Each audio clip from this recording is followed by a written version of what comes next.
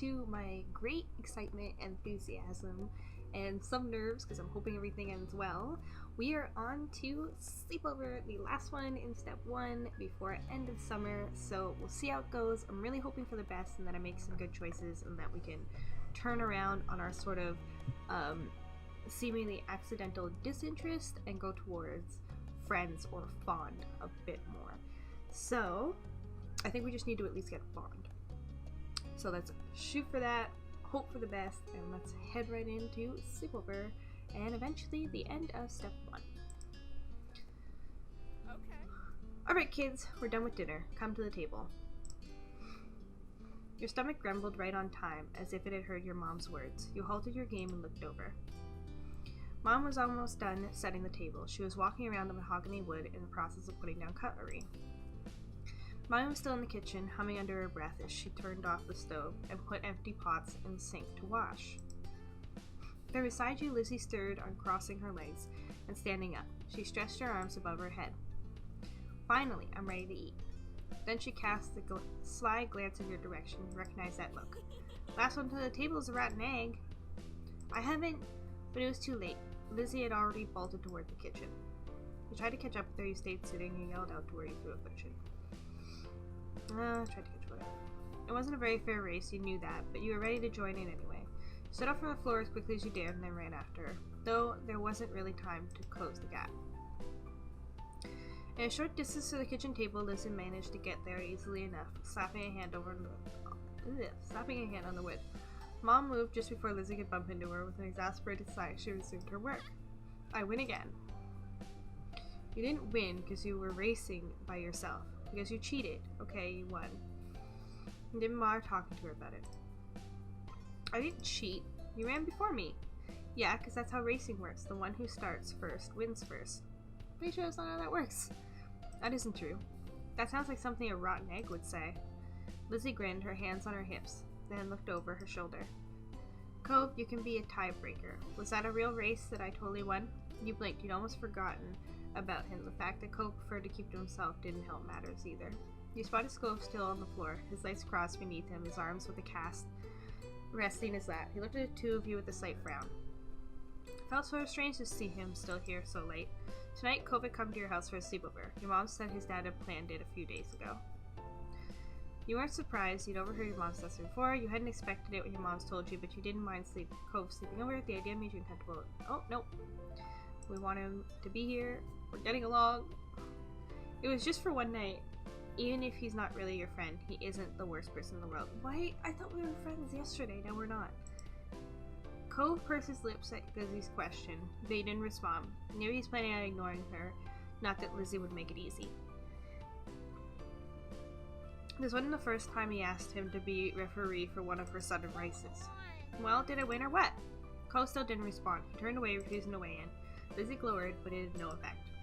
She crossed her arms and turned back to you. There you go, I won. He didn't say anything. So that means it should be up to the oldest instead. You're still the rotten egg. That's enough. Nobody here is a loser or a rotten egg. You're each farm fresh. Which is a sentence I never thought I'd say. Now listen to Mom and come sit at the table for dinner. All three of you. You and Lizzie obeyed, sitting across from each other at the edge of the table. Lizzie blew raspberry at you when Mom turned her back. Your parents brought the last of food, then they took their seats further down the table instead of sitting right next to you and Lizzie. Only Cove was left out. He had stood up from a spot on the floor, but he hadn't made a move towards the kitchen. Cove, you can sit too. Slowly eyed the four seats that were left. Thanks to the new seating arrangement your parents chose, one free chair was beside you, another next to Lizzie, and the last two on the other side of the table where Mom's would sit. Sit next to me. He hung his head and scuttled past you, Lizzie, and your mom's. He went to the chair on the opposite end of the table and sat down. Oh. It seemed being far away is what he wanted, your mom's frown. You shrugged it off and turned back to your plate. Now that everyone was situated, Molly began to pass out plates. Okay. Dang, kids, I cook a little bit of everything for tonight's dinner. Be sure not to avoid all the veggies. Yes, Mom. Each person at the table served themselves except for one. Cove hesitated again. Fidgeted with his hands clasped on top of his knees. He didn't seem very comfortable doing stuff in someone else's house. One dish seemed to have his eye, at least. That's pineapple chicken. Want to try some? No, not really. Sorry. By then your mom had noted that Cove still had nothing on his plate as well. Do you not like any of the food, honey? Maybe he hasn't tried Hawaiian food before. He hasn't? Wow. Please don't talk with your mouth full, Lizzie. Lizzie swallowed the bite she was eating, then she spoke again. You should try it now. She turned to Cove dramatically. Unless you want to shrink. That's what happens if you miss a meal. Elizabeth, that's not true, you know that. Cove squirmed under all the attention. He fidgeted with a fork between his fingers. I've had some things, just not anything like this. Oh shoot, I knew I should have asked your dad what your favorite foods were. It's alright, Lanny. Maybe he'll find a new favorite today. We weren't so sure about that. Cove didn't look like he was going to be trying the food anytime soon. You let your moms handle this. I think you would like pineapple chicken. It's yummy. Try something new. Oh my god. Go with Karen. Eventually, Cove carefully spooned the rice and pineapple onto his plate. Maybe because he didn't know what else to do at this point. He saw that he avoided the veggies entirely. Moms let him get away with it. Away with not taking the vegetables. At first, Cove poked at his food. Clearly, he was apprehensive to eat something new, but he took a few exploratory bites. It's good, huh? Isn't it? You don't have to keep asking. He still speared more meat with his fork and ate it, chewing thoughtfully. It's not bad. Tony grinned at his words, satisfied even though it wasn't exactly glowing commendation. Lizzie wasn't as mollified. You're so weird. Don't be mean to your friend. We're not friends. Oh. Mommy thundered in the face of Cove's blunt honesty. It seemed strange your mom was taken aback by the news. When had they gotten along? You didn't consider yourself to be friends with him either. Why? As far as you're concerned, he was your neighbor and nothing else. Mommy looked at Mom and only gave a shrug. Elizabeth, don't call someone weird. There's no such thing as weird person and a non-weird person. There's just different perspectives. It's not nice to say things to say. It's not. Oh my god. It's not a nice thing to say to anyone. But Pam. You could call her weird all you want.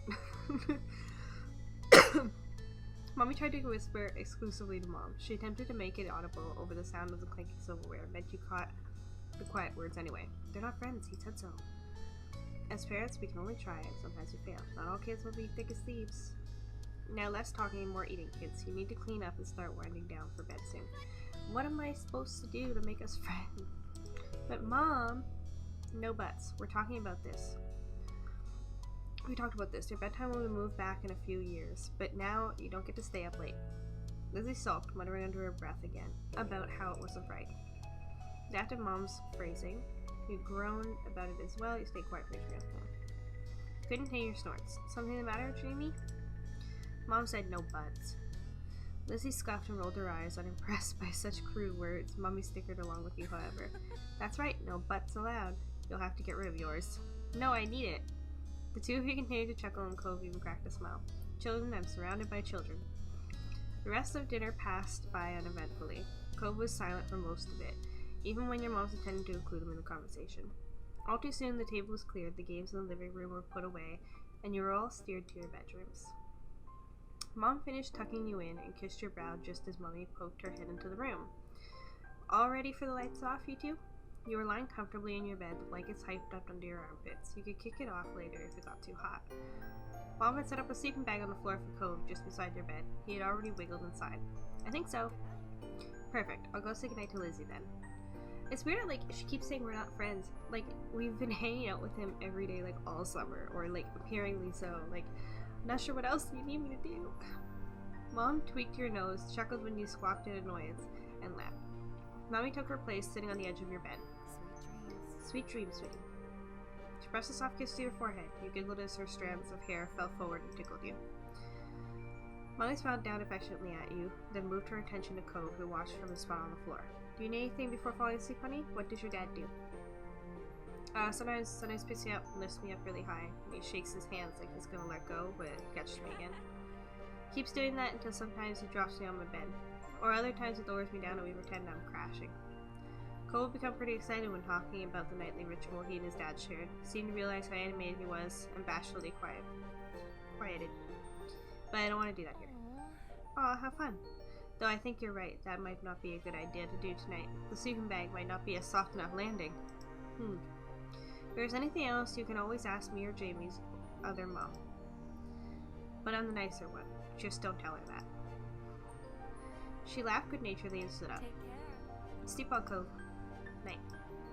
Leaning against the door jamb, she rested her hand on the light switch and looked at you.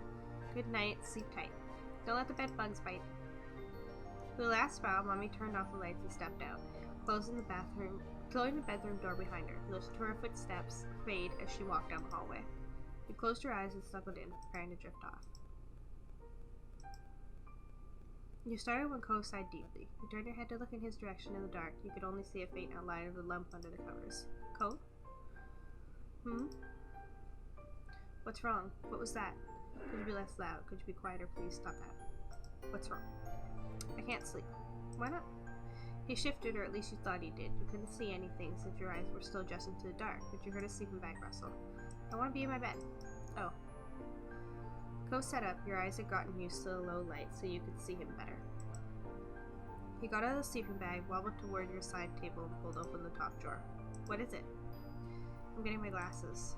You sat up too, watching as he reached inside. He paused for a second, then pulled his hand out. Instead of his glasses, though, he was holding a book. Cove turned it around in his hands, trying to figure out the proper ordination for it. You knew even without reading the title which one it was. That was the one your mom would read to you. It was special. Be careful, that's mine. I thought you were looking for glasses. I was, then I felt this. It looks cool. The compliment he afforded your special book had you grinning, your confusion forgotten. It is really cool. Oh yeah? What is it about? It's a story about a squire who wants to become a knight, and there's magic.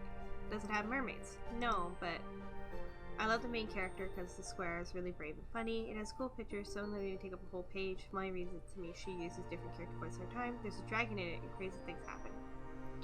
I guess squire, Brethren. But they're stuck working for this knight who's rude to them. Nobody believes they can be a knight, but that doesn't stop the squire. So they go on an adventure to show the king they're worthy. You only realize after you spoke more strongly than you had meant to, your cheeks burned. This must have been how Cove felt earlier. Thankfully, Cove didn't seem annoyed. In fact, if you didn't know any better, it would seem like he liked the explanation. Usually, Cove sported a disinterested expression on his face, or a sad one. You could probably count the number of times he'd seen him smile on one hand. Right now, though, he looked excited as he flipped the book over and focused on the back side to try learning more. Hello!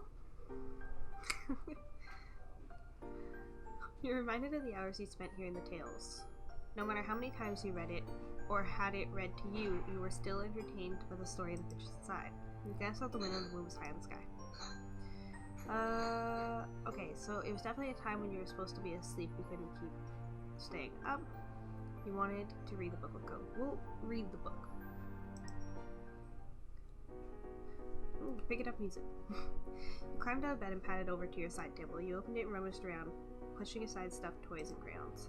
Cove called out to you in a confused whisper. What are you doing? Getting something we need.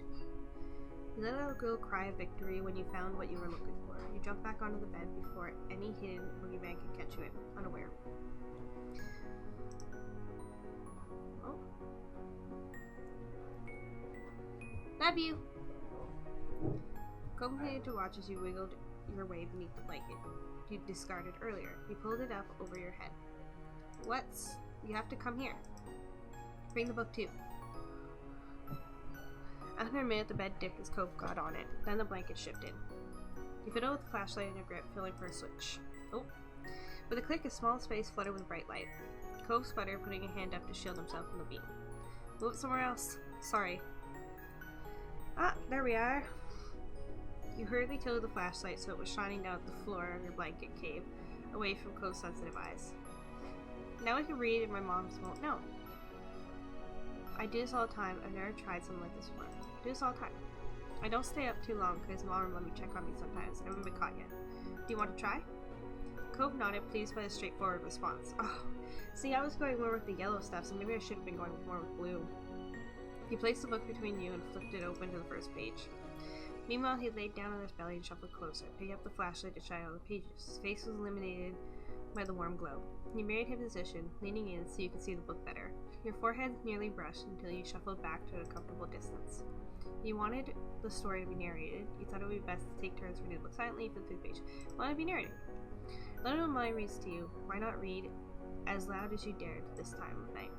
Though you felt a little embarrassed, your excitement over introducing another person to this special story won out. You didn't even need to study the pages for long. There was once a squire who dreamed of knighthood. All they wanted was to do good. Cole was taken aback when you began to cite the words by heart. You even pronounced knighthood properly, a word which had given you grief in the past. His reaction encouraged you to keep going. Soon you got to an exciting part, the squire and the dragon's first meet. The squire walked up with a fearsome dragon, with borrowed swords in one hand and a torch in the other. Her red scales danced in the light like flickering flames. Could you say the dragon's line? Did you need to get your glasses? No. It's my head hurts if I don't wear my glasses for a while. I can kind of see things alright, but I don't know any voices. That's okay, it's fun anyway. You hoped he would agree, but Cove evidently shook his head. Looked like it was just up to you. You continued the dramatic reading, reciting the lines for all the characters. The next time you looked up from the page, your eyes landed on Cove. His eyes were following the text, the soft smile lighting up his features. Lockwood's hair fell into the field of vision, but he gave it no notice. He was lost in the story. Your eyelids started to droop. When your eyes opened again, your bedroom was pitch black and silent. Your head was bushed on your pillow, your pajamas were sticking to you, and your mouth was dry. Slowly you raised your head. Yourself on your elbows, you yawned, and the back of your throat twinged as you did so. You rolled onto your side to sit up in bed, planning on getting water from the kitchen when you saw a dark shape towering above you. You froze. Then you remembered you weren't alone in your room tonight. Cove, that you? Yeah. You shifted and felt something slender pressed against your thigh. You fumbled for it, the familiar weight of the flashlight pressing into your palm. You turned it on. Cove blinked at you, looking exhausted. He was in his normal clothes again, shoes and everything. His pajama pants were left on the floor abandoned. His sleeping bag was in a similar state. What is it? Can't sleep. I kept waking up. Did you have a bad dream? He shook his head from side to side. No, just can't sleep. It's weird here. You frowned. You'd helped your moms redecorate only a few months back. No, whoops. I like my room. It's weird to me. I want to sleep in my bed. I'm gonna go. What? That shook off the last of your doziness. He was going to walk outside to his own house this time of night, all by himself. He noted your shocked expression and looked at you with resolve. My dad will let me in, and I've got outside late before, and I have to go. Well, if you have to, you don't have to. I'll come with you. I should tell my mom. Well, if you have to. Cove was already at the door by then. He turned the knob and opened it. You couldn't stop him. He was right. It was for the best. Cove would be able to sleep peacefully in his own bed, and you would feel more comfortable in your own space, too. Good night. Night. Just like that, he was gone. You were left blinking wearily at the closed door. You dropped your head on your pillow, closed your eyes, and settled in the best you could. You were getting sleepy again.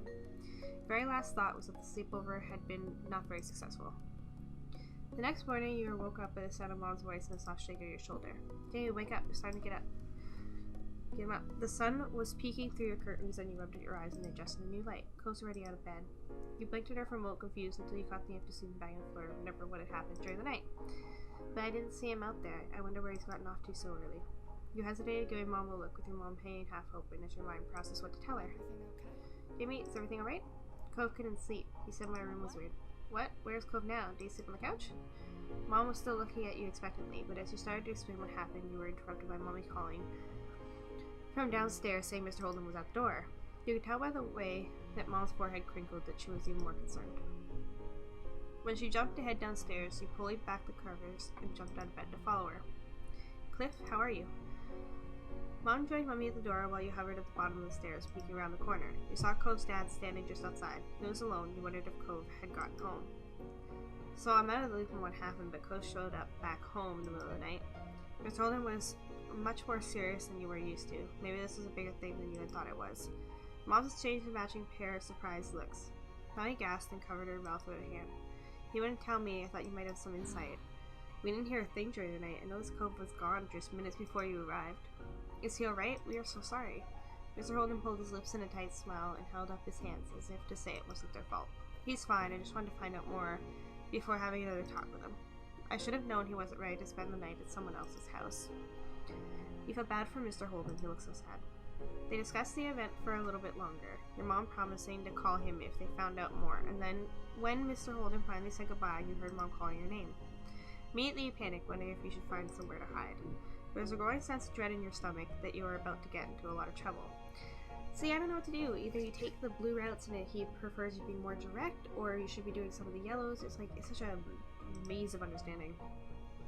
Moms found you eventually, though you were relieved to see they didn't look very angry. They did, however, look very, very worried. Did you know Cove had gone home, Jamie? You looked up at them both, your mouth pulled into a hard line and Mummy's eyes softened a little. Maybe he stuck out while Jay was asleep. He got past the two of us. Is that what happened, honey? Shaking her head and you finally confessed and told them what had really happened. You didn't want Cove to get in any trouble, but you didn't want to lie to your parents either, not when they had been so worried about him. Parents listened to you in full before they explained how dangerous it had been for Cove to wander at night on his own. Personally, you didn't think it was that bad since Cove only lived across the road, but you didn't tell your moms that. You were already in enough trouble as it was, so when they asked you to promise to tell them something like that next time, you nodded your head in agreement. Even though it was a little unfair, you accepted the punishment that you weren't allowed to have any sleepovers until you could prove to your moms that you were responsible enough. You were determined to show them that you could be trusted. When you saw Cove next, he was sorry he'd gotten you in trouble after hearing a similar lecture. Cove got away with a warning from his dad.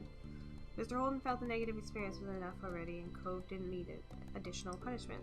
In the end, the two of you and your parents were eventually able to move past the ill-fated sleepover. It had all been a learning experience according to the adults. You could accept that. There were definitely things you learned from it. Okay, so that's the end of that one. So I guess we hit the end of the summer. I'm gonna save here, and then we'll see. And then summer ended. Yes. I'll never get tired of that view. You stood beside your moms and Lizzie as the four of you watched the sun dip into the ocean somewhere far, far away. You like to imagine it cooling off in the water, resting itself before getting ready to shine bright again tomorrow. That was a fun day. No, I didn't know they had magicians on the shopping street now. Neither did I. Oh no, we were so dull. Let's get out more. He didn't do real magic, Mom. How do you figure that one out? Because I know. That's not what real magic looks like. Oh, Lizzie dear, there are all kinds of magic in the world.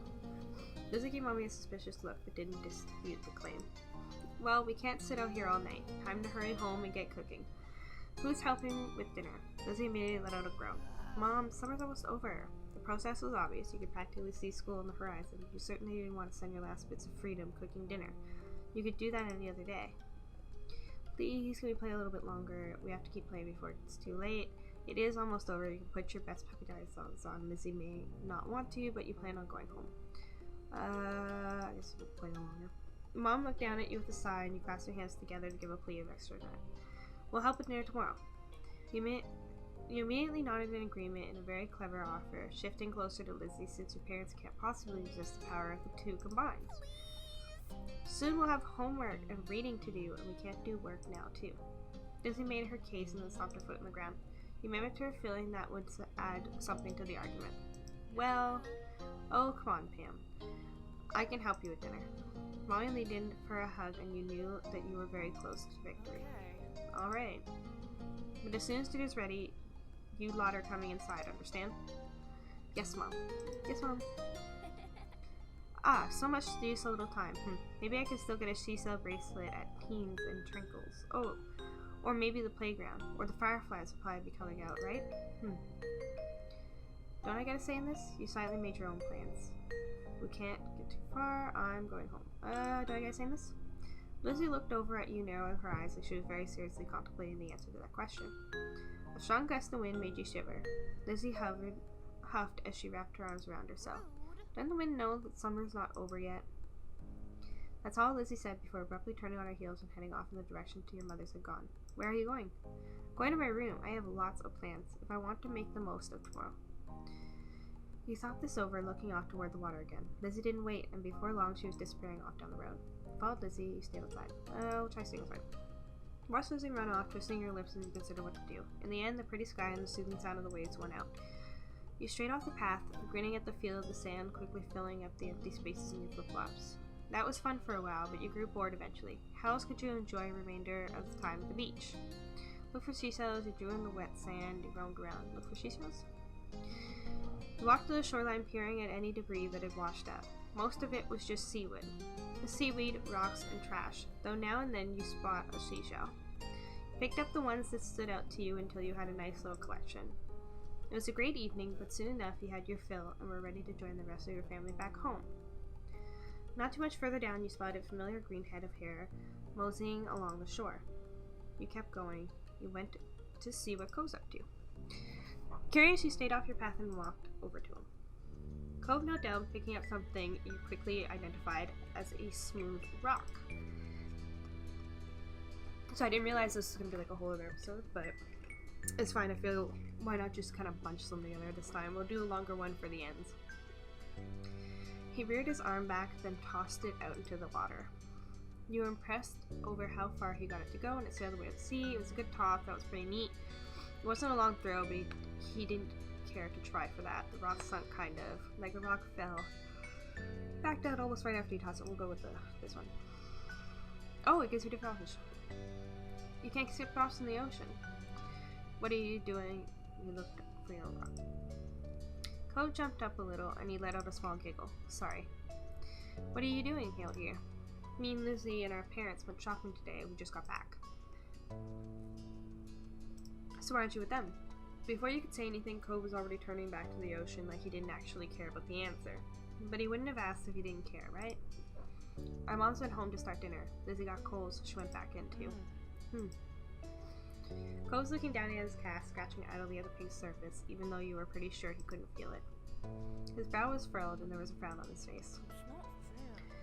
I had to wear this cast for ages. I can't even swim.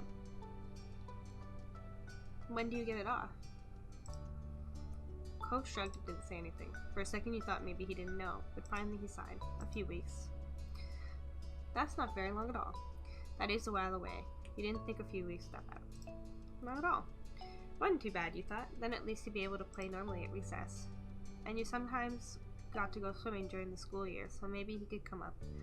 Make up for the lost time then. Cove let out a huff, plopping down on the sand. Excuse me. I can't believe summer's almost over. You sat down next to him and nodded in agreement. Regardless of the sudden topic change. I don't want to go to school. I mean, I would. I don't want to go to a new school. I think it'll be the same school as you and Lizzie. My dad said something about that. So why don't you want to go? It's nice as far as schools go. You'd only ever been to the one school, but you were sure that his old school couldn't have been that much better. Then again, he didn't have to make new friends. He did have to make new friends and meet new teachers. It could be kind of scary. Cove shook his head and then wrapped his good arm around his knees as he drew them to his chest. Oh my god.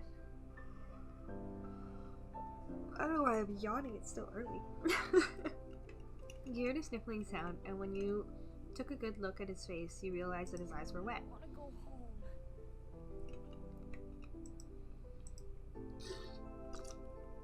You weren't sure what to do. It felt weird to just leave him here crying. But what could you say that would help? You found a little starting to stand. Okay, well bye then. Cove gave his head a small shake. No, I want to go back home. Right. Cove wanted to go back to his old home. The one that sat waiting someplace far from here. The one he would bring up whenever he felt this sad. It had been a while since he had moved in, but he didn't seem to feel any better about being here.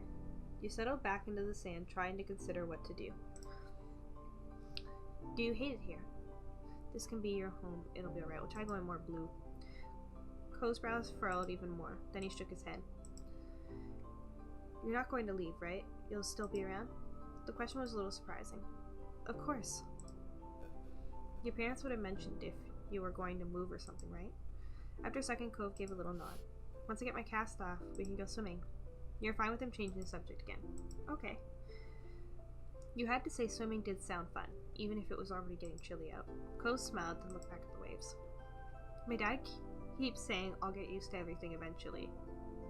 That I'd feel better then. It used to make me angry. I didn't want to get used to everything. You spared a glance over at Cove to see the anger had slipped off his face in favor of something almost puzzled. But maybe that would be okay after all, as long as I really do feel better. I can't see it. Doobie sighed quietly, just taking in the sound of the waves. Lost in thought, you started a bit when you heard a faint, familiar sound. The sound of your mom shouting your name.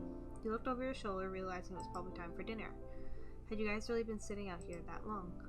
You stood and dusted the sand off yourself. My mom's calling. It's time for dinner. You should come.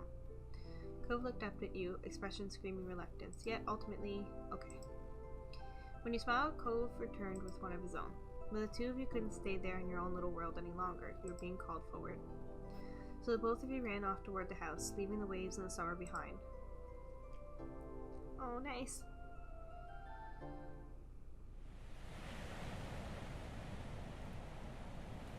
In between. Oh, I was in between. Okay, so I was in between. I didn't even know it was an option. Of course I would get that. So, I guess voice name. Jamie. I have that, but it doesn't seem... Yeah, okay. They, she... Okay, change page. Let me see if there's anything else we missed here. Tires, glasses, freckles. Clothing types, I guess. We'll do shirts and pants. That's more my style. Watches, hats, no, not really. So, okay. Change page. So I'm just gonna double check on what some of our options here are. Okay, so it seems like we're allowed to change some stuff. So then, done here. Nervous indifference. Oh no, that's not what I wanted.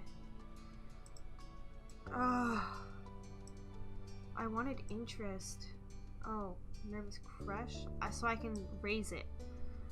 Okay, okay. Comfort. Direct crush. Okay, my feelings for Cope. Oh, I can change it. Oh, thank God. Okay. Let's put...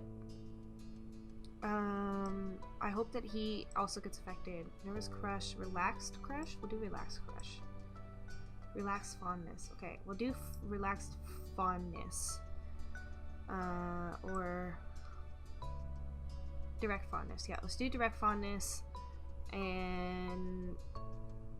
go with it that way. Oh, I'm so glad they let me adjust that because I did not want to go into this getting like the crappiest ending. Okay, so we have direct fondness. I think that's good. I believe if I double check some of the notes I took somewhere in fond or crush. Okay, so we'll do direct fondness.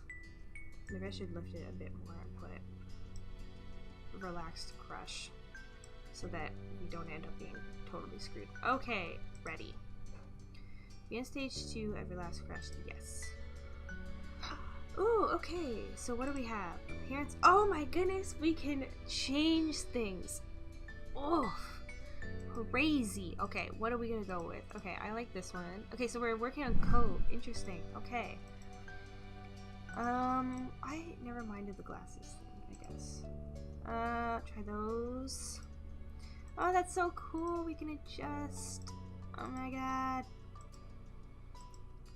Dope. What are we gonna do? So maybe we can actually fix this so we don't end up with like the worst ending ever. Oh, left wrist. Oh, see, yeah, now I see the scar. Very cool. Cool. I'm good with that. Okay, done. Change pages. Oh, PJs. I like this. I'm gonna keep it like that. Change pages, jacket. Wow, you can really adjust everything.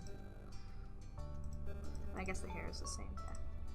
That is so cool. You can kind of like work on your... Awesome. Okay, done. Oh no, I didn't get to... Oh no. No. Menu. Yes. Okay, continue. How do I... And then somewhere ended. Okay, so I'm gonna figure all this out and then I'll be back. Okay, so I've managed to figure everything out. It allows you to change appearance and personality, so I guess you kind of experience your first thing and then you can kind of work on the next.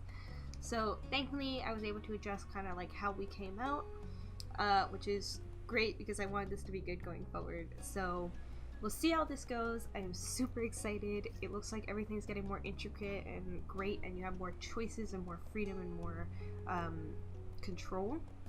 So I am so unbelievably excited. I absolutely love this game. I'm so glad I'm stuck with it and that I managed to go into it to begin with.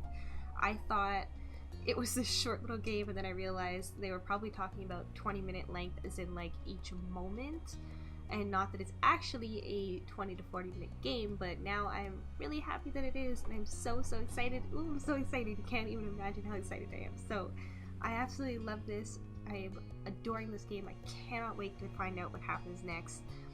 Going into stage 2, so I believe we are teenagers now, or it's like childhood, adolescence, then teenagers, something like that, and you can either develop the love story with him or none at all. So we're gonna go towards the romance side, obviously, so that we can get the cutscenes and the good stuff and all that kind of stuff. I guess this is what they meant by you can make that choice, basically. So like you get a feel for him maybe before, and then because it's possible you could have, you know, made some wrong choices or things, but you were still developing like how you felt about everything, you can kind of correct it later, which so happy for. So happy with this game. Love it absolutely. And I will be back 100% with the next installment. Thank you so much for following this journey with me if you have so far. I cannot wait to go forward. And yeah, I'm so excited. So I'm off with this one and on to step 2, our first moments coming soon.